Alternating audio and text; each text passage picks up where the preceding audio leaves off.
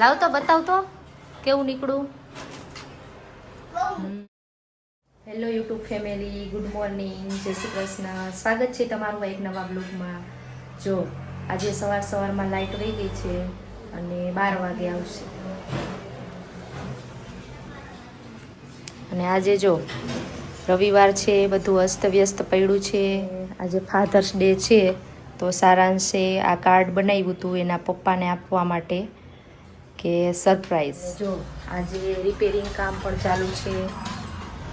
હવે આ રિપેર થઈ જાય ત્યારે લાઇટ આવશે, ત્યાં સુધી ગરમીમાં બફાવાનું છે. સાગર આજ નવરા છે તો મોબાઈલ જોવે. કેમ સાગર? અને સારાંશ જો મટકા આઈસ્ક્રીમ. શું ખાસ સારાંશ? મટકા આઈસ્ક્રીમ ખાવું એમ. શું કરશું? આવડી ગયું. આવી ગયો તારો? મારો જ બાકી હતો. જો કરું ને ફોન આવ્યો.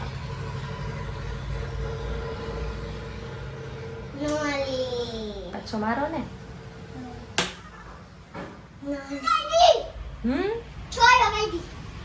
જો સાગર ને સારાંશ બે લૂડો રમે છે અને હવે ત્યાં હું રસોઈ બનાવી લઉં. બટેકાનું શાક, રોટલી અને કેરી.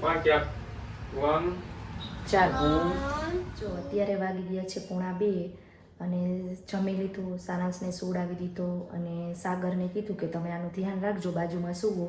ત્યાં હું બહાર ખરીદી કરી અને આવતી રહું. તો મારે થોડું કામ છે તો ગામમાં જવું છે, એટલે ઉઠે ત્યાં હું આવતી રહું. તો ફટાફટ જઈ અને ફટાફટ આવતા રહી. જો અત્યારે વાસણ ઘસવાના બાકી છે તો કરી લઈને સાગર નાસ્તો લેવા ગયા છે. તો હમણાં નાસ્તો લઈને આવે પછી નાસ્તો કરશું. અને જો સારાંશ નાસ્તો લઈને આવ્યા અને નાસ્તામાં સારાંશના ખાલી તૈયાર કરીને બેઠા. પછી દાબેલી મારા માટે, સાગરના ઘૂઘરા. નાસ્તામાં મજા આવી જવાની. નહીં સારાંશ? આવશે ને તને એવી મજા?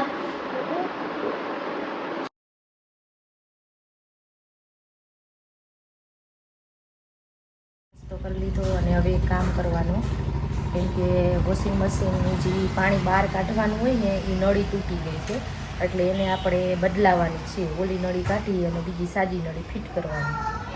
હવે જો તમને બતાવું. જો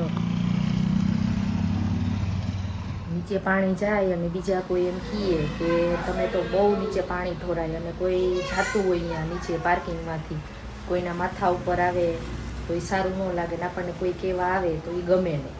જો કેવી રીતે પાણી જાય.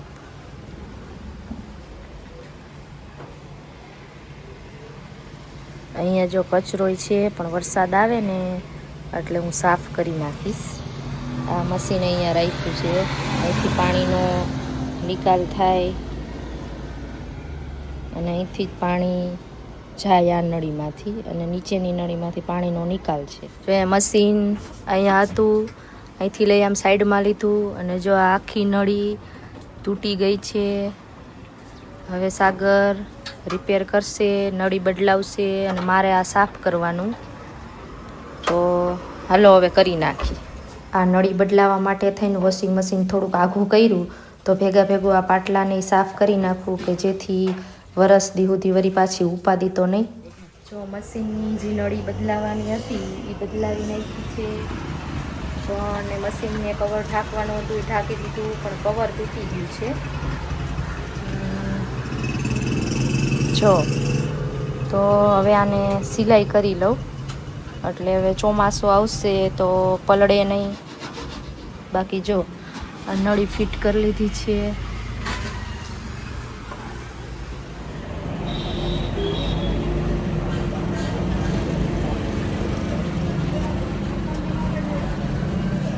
જો હવે થાકી ગયા છીએ એટલે નારિયેલ પાણી પીવા બેઠા છીએ. તો આ અમારી ઘરની વાડીના નારિયેલ છે.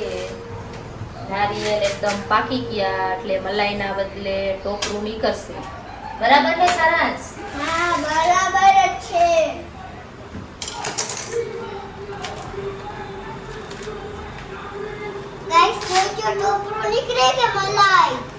એમ કમેન્ટમાં જણાવજો. અમે બે તો નારિયેલ પાણી પી લઈ, સાગરને તો પીવું હોય તો પીએ, બરાબર ને? પણ એને થકાવી દઈ, નહીં સાગર? લાવ તો બતાવ તો કેવું નીકળું.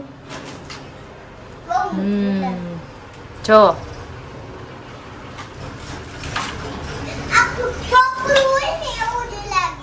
જો હવે છે ને નારિયેળ પાણી પી લીધું ને તો ઓલા પાકા પાકા ટોપરાના નીકળ્યા નારિયેળ.